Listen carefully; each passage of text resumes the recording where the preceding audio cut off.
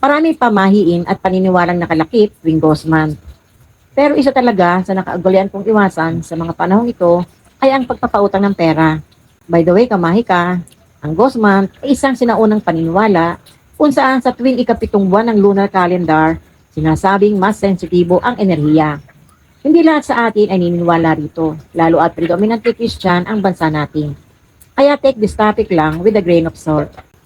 Ayon kasi sa pamahiin, ang enerhiya tuwing Ghost Month ay mas mabigat, kaya naman sinasabi na ang pagpapautang ng pera sa mga panahong ito ay maaring magdala ng pagkaantala sa daloy ng kabuhayan.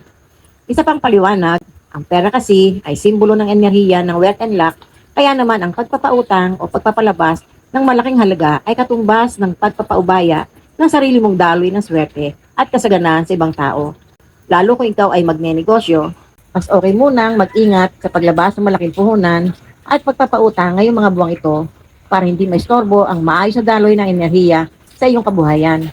Anyways, mga kamahika, ang paksa na ito ay pawang personal na paniniwala at pag-iingat lamang ngayong Ghost Month. Kung di mo talaga matanggihan ang isang tao na lumapit sa iyo dahil nangangailangan talaga, much better tulungan mo na lamang siya sa abot ng iyong makakaya at mula lamang sa puso na walang hinihintay na bayad. Iyan mas pagpapalain ka pa. Sa ganang buhay po mga kamahika.